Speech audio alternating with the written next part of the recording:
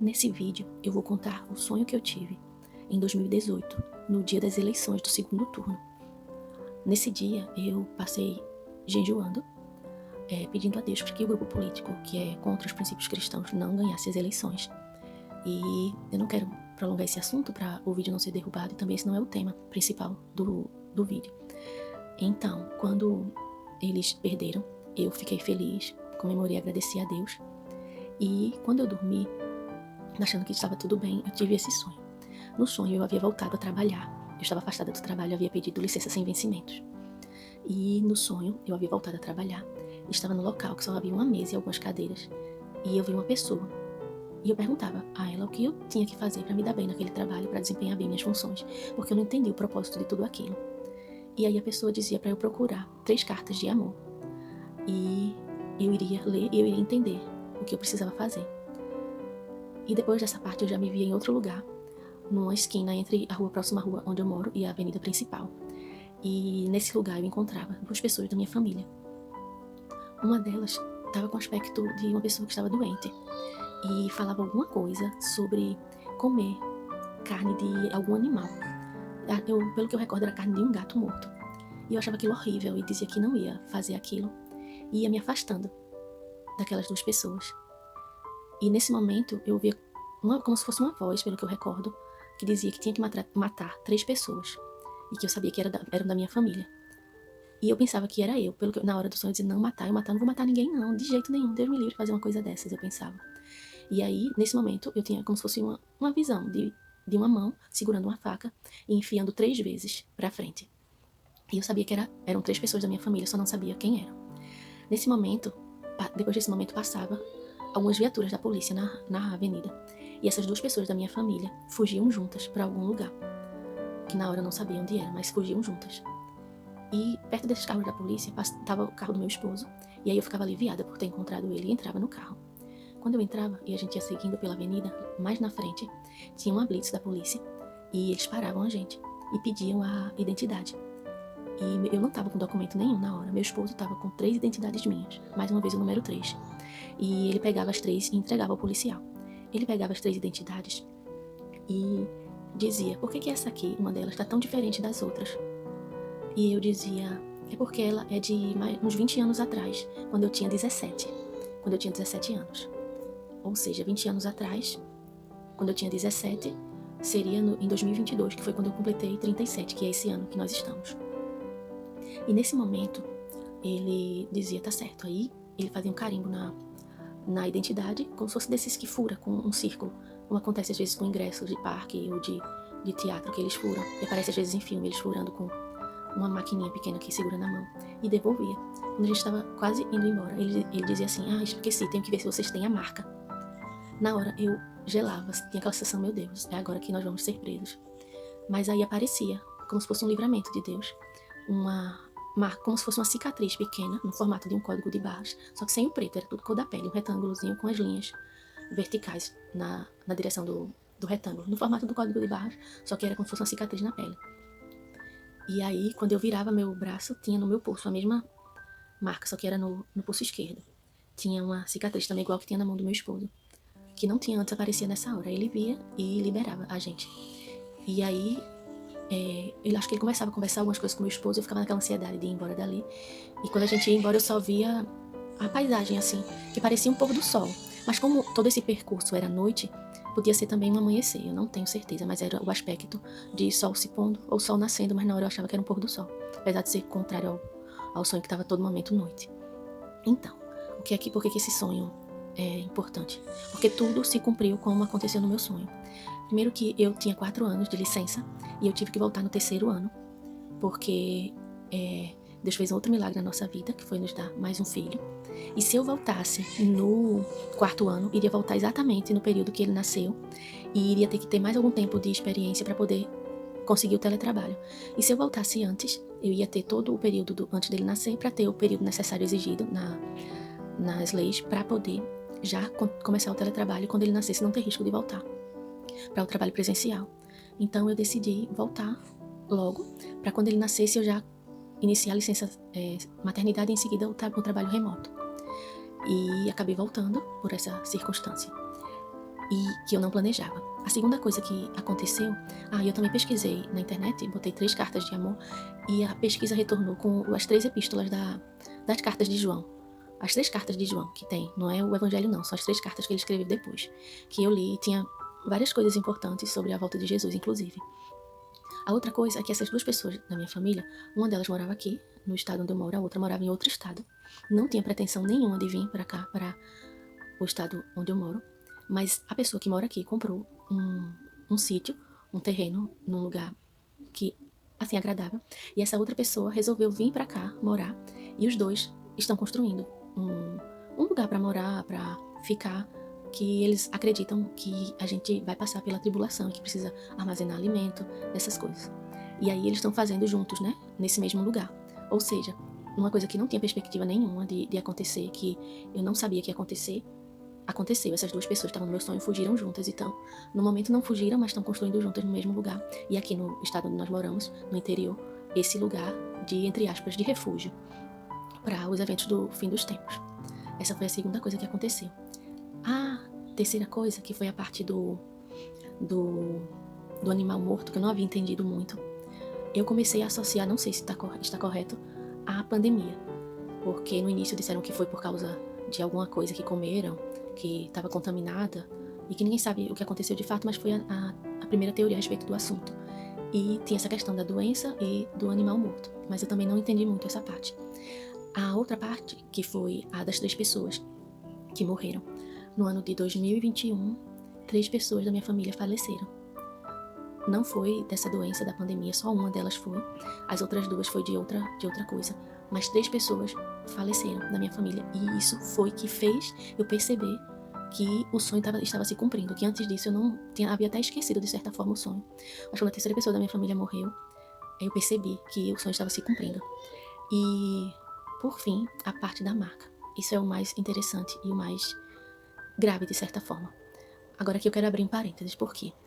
Da mesma forma que eu entendi no sonho que era como se eu tivesse que matar, mas não era, eram pessoas que iam morrer. Pode ser que eu tenha entendido que aquilo era a marca da besta, mas não era outro tipo de marca, eu não sei. Pode ser que seja, pode ser que não seja. Inclusive, isso foi um dos motivos que fez eu não contar o sonho antes, porque eu estava perguntando a Deus, queria que Ele me confirmasse para eu poder falar. Mas o que eu senti no coração é que era como se Ele não fosse falar, mas até eu falar o que Ele já tinha me falado.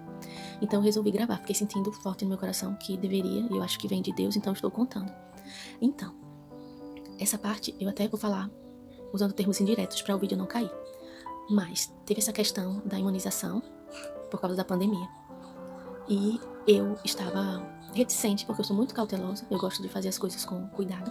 E quando eu vi que isso era de uma forma diferente dos outros imunizantes, eu resolvi esperar para ver os resultados, os efeitos colaterais. Até falei isso para algumas pessoas fazerem, mas as pessoas não ouviram. Por quê? Esse tipo, como vocês podem ver, esse tipo de molécula, o RNA, ele é usado nesse tipo de tratamento de doenças genéticas. Eu não estou dizendo que ele pode modificar o DNA de forma alguma. A forma de ação dele é dessa forma que está escrito, como vocês estão lendo, para controlar a expressão dos genes de uma forma específica. Ele não muda o DNA da pessoa. Até aqui está escrito falando sobre uma técnica de edição do DNA e explicando que o RNA funciona de maneira diferente, então deixando isso claro. Mas ciente dessas coisas, quem tiver interesse pode pausar e ler, eu resolvi ter cautela e não tomar.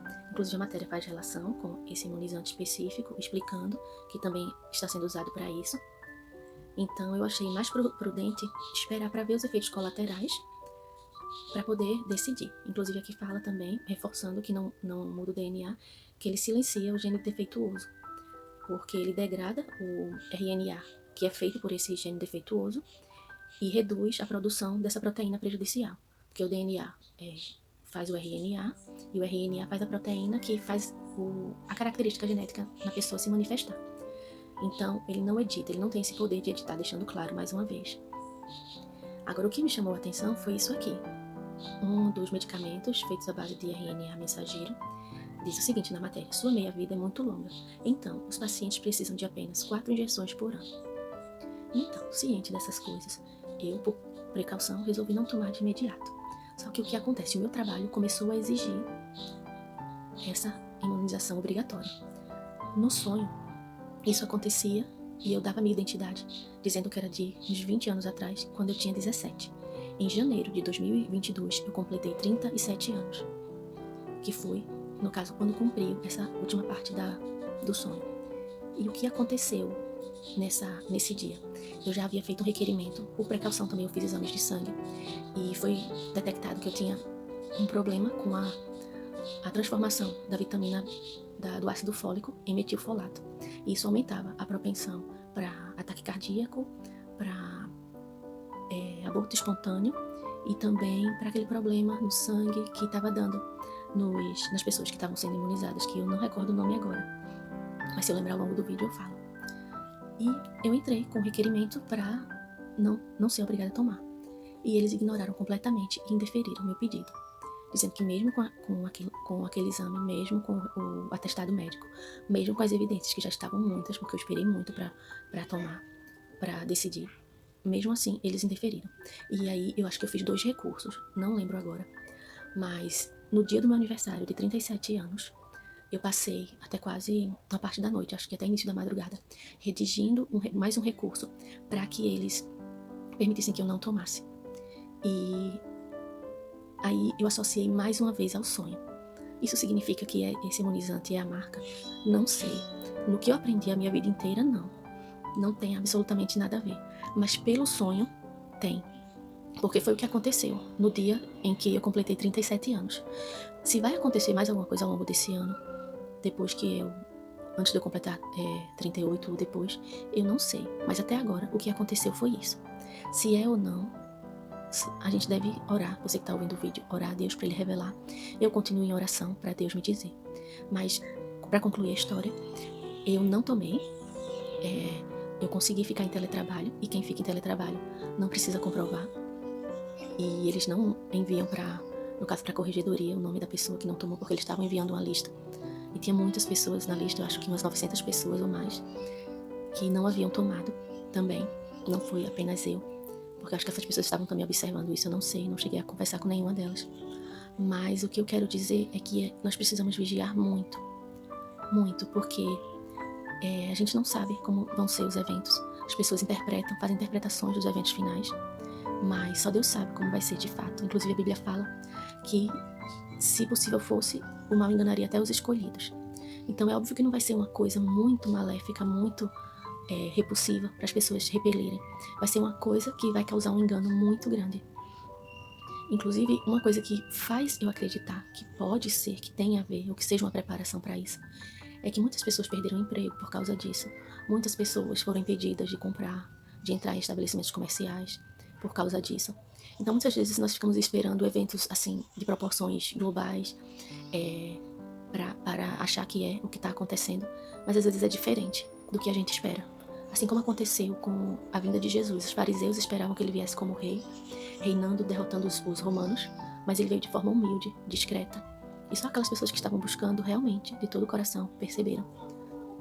E à medida que Jesus foi fazendo a obra que ele veio para fazer, as pessoas foram acreditando mais e mais, trazendo multidões, mas quem estava com o coração voltado para Deus, buscando, quem não estava, mesmo vendo tudo aquilo acontecer, não despertou para o que estava acontecendo. Então, primeiro eu lembrei o nome da doença, que era trombose. Isso é predisposição para trombose. Problemas cardíacos, trombose e aborto espontâneo. Inclusive, por isso, nas minhas 2 gestações eu tive início de aborto, tive que ficar em repouso. E, inclusive, é um milagre que eu já contei no canal. Mas voltando ao assunto, esse é um momento de arrependimento, de buscar Deus de todo o coração, para acertar com Ele, para reparar os nossos defeitos de caráter, aquelas coisas que nós ficamos sempre justificando, para não mudar, achando motivos ou desculpas para defender que não é errado. Pergunte a Deus, só Ele sabe. Nosso próprio raciocínio sobre isso, ele não é suficiente para nos guiar. Só Deus sabe o que é certo, o que é errado, o que é bom, o que é ruim, quem é confiável, quem não é, o que vai ser essa marca e tudo mais que está para acontecer. Então, que esse vídeo sirva para despertamento, de arrependimento, de comunhão, para que Deus guie todos que estiverem assistindo para uma vida de mais comunhão e preparação para a volta dele, porque no momento é o que mais importa.